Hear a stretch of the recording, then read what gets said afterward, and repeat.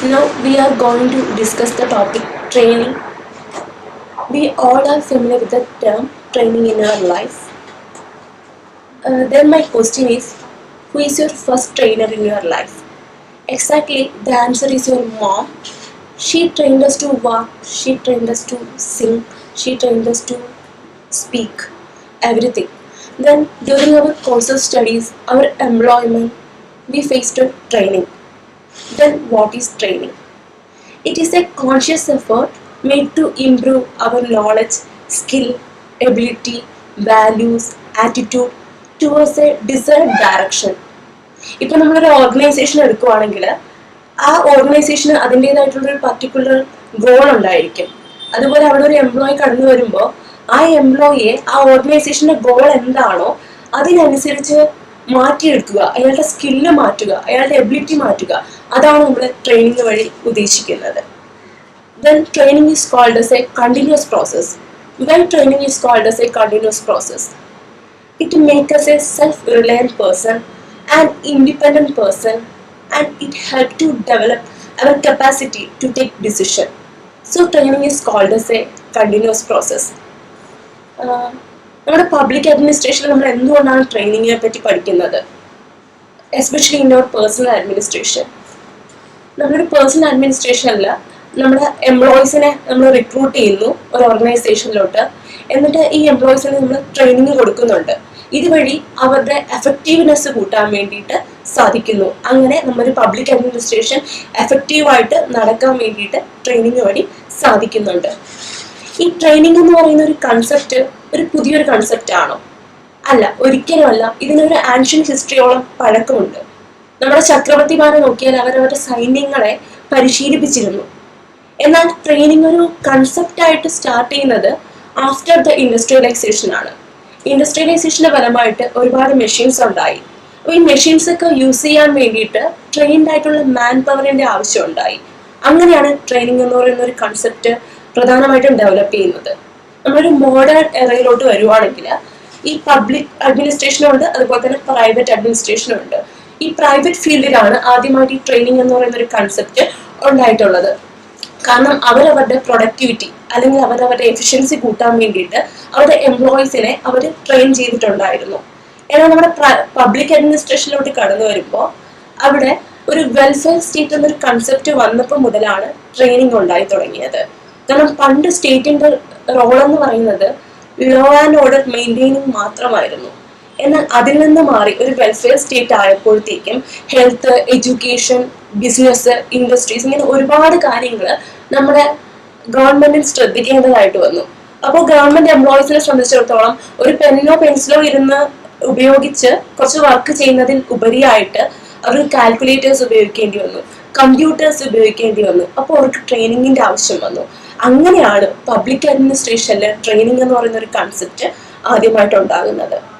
പിന്നെ നമ്മുടെ civil സർവൻസിന് training ഭയങ്കര ഇമ്പോർട്ടൻ്റ് ആണ് എന്ന് ആദ്യമായിട്ട് തറോലി അനലൈസ് ചെയ്ത് റിപ്പോർട്ട് കൊടുത്ത കമ്മിറ്റിയാണ് ആസ്ഹെറ്റോൺ കമ്മിറ്റി ഇൻ UK, യുണൈറ്റഡ് കിങ്ഡത്തിലാണ്. 1944 ഈ ഒരു റിപ്പോർട്ട് അവരെ സമർപ്പിച്ചത്. അതുപോലെ തന്നെ നമ്മുടെ ഇന്ത്യയിലും ഒരുപാട് ഇൻസ്റ്റിറ്റ്യൂഷൻസ് ഉണ്ട്. ഒന്ന് LBS, national academy of administration, Lal Bahadur Shastri national academy of administration, civil സർവൻസിനൊക്കെ ട്രെയിനിങ് കൊടുക്കുന്നതാണ് നമ്മൾ കേട്ടിട്ടുണ്ട്. അതുപോലെ തന്നെ സർദാർ വല്ലഭായ് പട്ടേൽ പോലീസ് അക്കാഡമി, അതുപോലെ തന്നെ Indian institute of public administration, forest academy, ഇതൊക്കെ നമ്മുടെ ഇന്ത്യയിലുള്ള പ്രധാനപ്പെട്ട ട്രെയിനിങ് കൊടുക്കുന്ന ഇൻസ്റ്റിറ്റ്യൂഷൻസ് ആണ്. അപ്പോൾ ഇത്രത്തോളം ഇൻസ്റ്റിറ്റ്യൂഷൻസ് ഒക്കെ ഇന്ത്യയിൽ ട്രെയിനിങ്ങിന് വേണ്ടിയിട്ട് ഉണ്ടാകണമെങ്കിൽ ട്രെയിനിങ്ങിന് അത്രത്തോളം ഒരു ഇമ്പോർട്ടൻസ് ഉണ്ട്. അപ്പോൾ what are the importance of training? ഒന്ന്, ഇത് ഹൈ പ്രൊഡക്ടിവിറ്റി ഉണ്ടാക്കാൻ വേണ്ടിയിട്ട് സഹായിക്കുന്നു. ട്രെയിൻഡ് ആയിട്ടുള്ള ആൾക്കാരാണ് ഒരു ഓർഗനൈസേഷനിലുണ്ടെങ്കിൽ അവിടെ ഒരുപാട് പ്രൊഡക്ടിവിറ്റി ഉണ്ടാകുന്നുണ്ട്. അതുപോലെ തന്നെ രണ്ടാമത്തെ പോയിന്റ്, ഇതൊരു മൊറൽ ബൂസ്റ്റർ ആണ്. അതായത് എംപ്ലോയീസിന്റെ മൊറാലിറ്റി കൂട്ടാൻ വേണ്ടിയിട്ട് ട്രെയിനിങ് വഴി സാധിക്കുന്നുണ്ട്. പിന്നെ നമ്മുടെ സ്കിൽസ് ഡെവലപ്പ് ചെയ്യാൻ വേണ്ടിയിട്ട് ട്രെയിനിങ് വഴി സാധിക്കുന്നു. പിന്നെ better quality of work, training വഴി better quality of work provide ചെയ്യുന്നു. പിന്നെ അടുത്ത കാര്യമാണ് ലോ ആക്സിഡന്റൽ റേറ്റ്. ഇപ്പോൾ ട്രെയിൻഡ് ആയിട്ടുള്ള കുറച്ച് എംപ്ലോയീസ് ആണ് ഓർഗനൈസേഷനിൽ ഉള്ളതെങ്കിൽ അവർക്ക് അവിടെ മെഷീൻസ് ഉപയോഗിക്കുമ്പോൾ ആക്സിഡൻസ് ഒന്നും ഉണ്ടാകാതെ ആക്സിഡന്റിന്റെ റേറ്റ് കുറയ്ക്കാൻ വേണ്ടിയിട്ട് സാധിക്കുന്നുണ്ട്. അതുപോലെ തന്നെ റെഡ്യൂസ്ഡ് സൂപ്പർവിഷൻ, സൂപ്പർവിഷന്റെ ആവശ്യം വരുന്നില്ല, കാരണം എംപ്ലോയീസ് എല്ലാം ഓൾറെഡി ട്രെയിൻഡ് ആണ് എന്താ ചെയ്യേണ്ടതെന്ന്. അപ്പോൾ ഒരു സൂപ്പർവൈസറുടെ ആവശ്യം വരുന്നില്ല. ഇതൊക്കെയാണ് പ്രധാനപ്പെട്ട ഇമ്പോർട്ടൻസ് എന്ന് പറയുന്നത് ട്രെയിനിങ്ങിന്റെ. ഇനി നമ്മൾ നോക്കാൻ പോകുന്നത് എത്ര ടൈപ്സ് ഓഫ് ട്രെയിനിങ് ഉണ്ടെന്നാണ്. പ്രധാനമായിട്ടും mainly 2 types of training. One is informal and other one is formal. Informal training is otherwise called on-the-job training or training by experience or learning by trial and error method.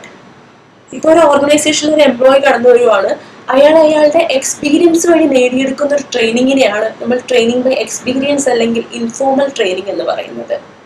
ഇനി നമ്മൾ പഠിക്കാൻ പോകുന്നത് formal ട്രെയിനിങ്ങിനെ പറ്റിയാണ്. Different varieties of formal ട്രെയിനിങ്ങുകളുണ്ട്. ഒന്നാമതായിട്ടുള്ളതാണ് short term and long term training. അപ്പോൾ എന്താണ് ഷോർട്ട് ടേം അല്ലെങ്കിൽ ലോങ് ടേം ട്രെയിനിങ് എന്ന് ചോദിച്ചാൽ, on the basis of duration of our training can be classified as a short term and long term. നമ്മളൊരു private ഓർഗനൈസേഷനൊക്കെയാണ് ഉള്ളതെങ്കിൽ അവിടെ ഒരു എംപ്ലോയി എത്തുവാണെങ്കിൽ ഒരു 1-2 ആഴ്ചത്തെ ട്രെയിനിങ് കൊടുത്ത് അയാൾ ആ ഓർഗനൈസേഷനിലോട്ട് കടത്തിവിടുന്നു. അതിനെയാണ് നമ്മൾ ഷോർട്ട് ടേം ട്രെയിനിങ് എന്ന് പറയുന്നത്. എന്നാൽ നമ്മുടെ Indian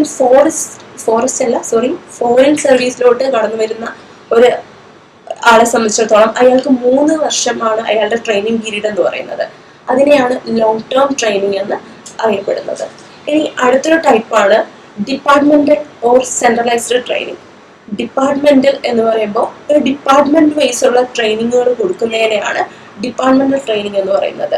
Sardar Vallabhbhai Patel police academy നടക്കുന്ന ട്രെയിനിങ് എന്ന് പറയുന്നത് പോലീസ് ഡിപ്പാർട്ട്മെന്റിലുള്ള ആൾക്കാർക്ക് കൊടുക്കുന്ന ട്രെയിനിങ് ആണ്. സോ ഇതെന്ന് പറയുന്നത് ഡിപ്പാർട്ട്മെന്റൽ ട്രെയിനിങ്ങിന് എക്സാമ്പിൾ ആണ്. ഈ സെൻട്രലൈസ്ഡ് ട്രെയിനിങ് ആകുമ്പോഴത്തേക്കും എല്ലാ ഡിപ്പാർട്ട്മെന്റുകൾക്കും വേണ്ടി സെൻട്രലൈസ്ഡ് ആയിട്ട് കൊടുക്കുന്ന ട്രെയിനിങ്ങിനെയാണ് സെൻട്രലൈസ്ഡ് ട്രെയിനിങ് എന്ന് പറയുന്നത്. ഉദാഹരണമായിട്ട് നമ്മുടെ Lal Bahadur Shastri national academy of അഡ്മിനിസ്ട്രേഷനിൽ നടക്കുന്നത് IAS, IPS, IFSകാർക്കൊക്കെ കൊടുക്കുന്ന പൊതുവായിട്ടുള്ള ട്രെയിനിങ്. ഇത് സെൻട്രലൈസ്ഡ് ട്രെയിനിങ്ങിന് എക്സാമ്പിൾ ആണ്. ഇനി നെക്സ്റ്റ് ടൈപ്പാണ് pre entry and post entry training. ഈ പ്രീ എൻട്രി ട്രെയിനിങ് എന്ന് പറയുമ്പോൾ നമ്മളൊരു ട്രെയിനിങ് നടക്കുന്നത് before entering into a service. Post entry എന്ന് പറയുമ്പോൾ after entering into a service. Pre entry service സാധാരണയായിട്ട് നടക്കുന്നത് നമ്മുടെ ചില വൊക്കേഷണൽ സ്കൂളുകൾ അല്ലെങ്കിൽ ചില പ്രൊഫഷണൽ കോളേജുകൾ അവരവരുടെ എഡ്യൂക്കേഷൻ കൊടുക്കുന്നതിനോടൊപ്പം ഒരു സ്റ്റേറ്റ് സർവീസിലോട്ട് ആ കുട്ടിയെ എലിജിബിൾ ആക്കുന്ന രീതിയിലുള്ള ട്രെയിനിങ് കൂടെ പ്രൊവൈഡ് ചെയ്യുന്നുണ്ട്. അത്തരത്തിലുള്ള ട്രെയിനിങ്ങുകളെയാണ് പ്രീ എൻട്രി ട്രെയിനിങ്ങുകൾ എന്ന് അറിയപ്പെടുന്നത്. നമ്മുടെ പ്രീ എൻട്രി ട്രെയിനിങ്ങിനൊരു എക്സാമ്പിൾ എന്ന് പറയുന്നത് 1960 വരെ രാജസ്ഥാനിൽ നിലനിന്നിരുന്ന ഒരു ട്രെയിനിങ് ആണ്. അവിടുത്തെ ഒരു കോളേജിൽ diploma course in secretariat and business എന്ന് പറയുന്നൊരു കോഴ്സ് നൽകുന്നുണ്ടായിരുന്നു. അതിൽ പാസ് ഔട്ട് ആകുന്ന കുട്ടികളെ ഡയറക്റ്റ്ലി അവരുടെ സ്റ്റേറ്റിലെ UD ക്ലർക്കായിട്ട് റിക്രൂട്ട് ചെയ്യുമായിരുന്നു. അത്തരത്തിലുള്ള ട്രെയിനിങ്ങിനെയാണ് പ്രീ എൻട്രി ട്രെയിനിങ് എന്ന് അറിയപ്പെടുന്നത്. അതുപോലെ നമ്മുടെ US അപ്രന്റീസ്ഷിപ്പിൻ്റെ ഫോമിലും ഇന്റേൺഷിപ്പിൻ്റെ ഫോമിലും ഇത്തരത്തിലുള്ള ട്രെയിനിങ്ങുകൾ നടക്കുന്നുണ്ട്. ഇനി പോസ്റ്റ് എൻട്രി ട്രെയിനിങ് എന്ന് പറയുന്നത് നമ്മുടെ ട്രെയിനിങ് എന്ന് പറയുന്നത് ആഫ്റ്റർ അപ്പോയിൻമെൻ്റ് ആണ് പോസ്റ്റ് എൻട്രി ട്രെയിനിങ് എന്ന് അറിയപ്പെടുന്നത്. ഒരു സർവീസിലോട്ട് കയറിയതിന് ശേഷം സർവീസ് റിലേറ്റഡ് അല്ലാത്ത ഒരു പർട്ടിക്കുലർ ട്രെയിനിങ് കൊടുക്കുന്നുണ്ട്. അതിനെയാണ് പോസ്റ്റ് എൻട്രി ട്രെയിനിങ് എന്ന് അറിയപ്പെടുന്നത്. അതുവഴി ആ ഒരു എംപ്ലോയിയുടെ ജനറൽ പെർസ്പെക്റ്റീവ്സ് അല്ലെങ്കിൽ വ്യൂ പോയിന്റ് ഒക്കെ മാറാൻ വേണ്ടിയിട്ട് സഹായിക്കുന്നുണ്ട്. അതുപോലെ ഇതിന് രണ്ടിനും ഇടയ്ക്ക് വരുന്ന ഒരു ട്രെയിനിങ് ആണ് ഇൻ സർവീസ് ട്രെയിനിങ്. ഒരു എംപ്ലോയി അപ്പോയിൻ്റ് ആയതിനു ശേഷം ആ സർവീസ് എന്താണെന്ന് പഠിക്കാൻ വേണ്ടിയിട്ട് അയാൾക്ക് നൽകുന്ന ട്രെയിനിങ്ങിനെയാണ് ഇൻ സർവീസ് ട്രെയിനിങ് എന്ന് അറിയപ്പെടുന്നത്. ഇനി നെക്സ്റ്റ് കാറ്റഗറിയാണ് skill and background training. In skill training എന്ന് പറയുമ്പോൾ നമ്മളൊരു പർട്ടിക്കുലർ സ്കിൽ അല്ലെങ്കിൽ ഒരു പർട്ടിക്കുലർ പ്രൊസീജിയർ അല്ലെങ്കിൽ ഒരു പർട്ടിക്കുലർ ടെക്നിക്കാണ് ഒരു എംപ്ലോയിക്ക് പഠിപ്പിച്ചു കൊടുക്കുന്നത്. ഉദാഹരണമായിട്ട് നമ്മുടെ ഇന്ത്യൻ ഓഡിറ്റ് ആൻഡ് അക്കൗണ്ട് സർവീസിലോട്ട് കിടക്കുന്ന ആൾക്ക് അതുമായിട്ട് ബന്ധപ്പെട്ട പർട്ടിക്കുലർ സ്കില്ലാണ് പഠിപ്പിച്ചു കൊടുക്കുന്നത്. എന്നാൽ ബാക്ക്ഗ്രൗണ്ട് സ്കെയിലിംഗ് എന്ന് പറയുന്നത് ഒരു പർട്ടിക്കുലർ ജോബിൻ്റെ പൊളിറ്റിക്കൽ, എക്കണോമിക് അല്ലെങ്കിൽ അഡ്മിനിസ്ട്രേറ്റീവ് ലെവലുള്ള ബാക്ക്ഗ്രൗണ്ട് എന്താണെന്ന് പറഞ്ഞു കൊടുക്കുകയും അതുമായിട്ട് ബന്ധപ്പെട്ട ഒരു ബ്രോഡായിട്ടുള്ളൊരു വ്യൂ അയാൾക്ക് കിട്ടത്തക്ക രീതിയിലുള്ള ട്രെയിനിങ്ങിനെയാണ് ബാക്ക്ഗ്രൗണ്ട് ട്രെയിനിങ് എന്ന് അറിയപ്പെടുന്നത്. നമ്മുടെ LBS അക്കാഡമിയിൽ ഒരു പ്രൊബേഷൻ കോഴ്സ് നൽകി കൊടുക്കുന്നത് ഇത്തരത്തിലുള്ള ബാക്ക്ഗ്രൗണ്ട് ട്രെയിനിങ് ആണ്. അപ്പോൾ ഇതൊക്കെയാണ് പ്രധാനപ്പെട്ട ട്രെയിനിങ്ങിൻ്റെ മെത്തേഡ്.